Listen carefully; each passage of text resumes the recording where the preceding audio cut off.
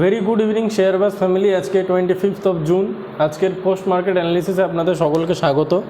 আসুন দেখা যাক আজকে সারাদিন মার্কেট কী কী করলো আর আগামীকাল মার্কেট কী কী করতে পারে তার একটা প্রতিশ্রুতি বা প্রতিচ্ছবি আমরা তুলে ধরার চেষ্টা করব আজকে এই ভিডিওর মাধ্যমে। সবার প্রথমে একটা কথা বলে রাখি, একদিন মার্কেটের যে একটা ভিউ ছিল, একটা ভিউ তৈরি হচ্ছিল বিয়ারিশ ভিউ, বর্তমানে মার্কেটে সেই ভিউটা টোটালি চেঞ্জ হয়ে গেছে। মার্কেট এখন নতুন হাইয়ের দিকে এগোচ্ছে আমরা বলতে পারি এবং কনফিডেন্টের সাথে বলতে পারি। তার একটাই কারণ, সেটা হচ্ছে আমাদের ওপেন ইন্টারেস্ট যে হিসাবে চেঞ্জ হচ্ছে, যে রেটে চেঞ্জ হচ্ছে, সেটা দেখে আমরা কনফিডেন্টের সাথে বলতে পারি আগামী কয়েকদিনে মার্কেট নতুন হাই আবার লাগাবে। 24,000ও মার্কেট ছুঁতে পারে, সেটাও মার্কেটের কাছে এই মুহূর্তে অস্বাভাবিক কিছু নয়।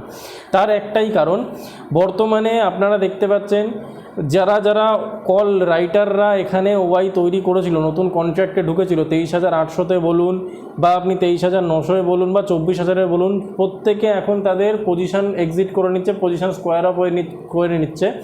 করার পর একই সাথে সাথে তারা পুট রাইটিংয়ে নিজেদের নতুন পজিশন তৈরি করছে। এটা দেখে আমরা এটুকু মার্কেটে ক্লিয়ার আন্দাজা করতে পারি মার্কেটের মধ্যে বিয়ারিশনেস এই মুহূর্তে কোথাও নেই, না রিটেলদের মধ্যে না ইনস্টিটিউটদের মধ্যে। মার্কেট এখন আবার উপরের দিকে যাওয়ার জন্য পুরোপুরি তৈরি এবং মার্কেট খুব ইমিডিয়েট 24,000-এর লেভেলটাও ছোঁবে।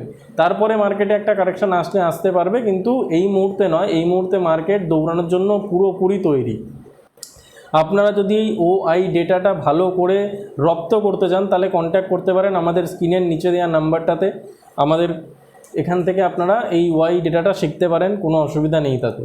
আচ্ছা, এবার দেখা যাক আগামীকাল মার্কেট কি করবে। আমি গতকালের ভিডিওতে যেরকম বলেছিলাম মার্কেট গ্যাপ আপ দিয়ে ওপেন দেবে, আজকে ঠিক মার্কেট সেই সেম গ্যাপ আপ দিয়েই ওপেনিং দিয়েছে এবং আগামীকালও মার্কেট গ্যাপ আপ দিয়েই ওপেনিং দেবে এবং গ্যাপ আপ দিয়ে ওপেনিং দেওয়ার পরে মার্কেট খুব সম্ভবত সেই গ্যাপটাকে ফিল করবে এবং ফিল করার পরে মার্কেট আবার নতুন র্যালির দিকে দৌড়াবে, যেমন আজকের মার্কেটে হয়েছে।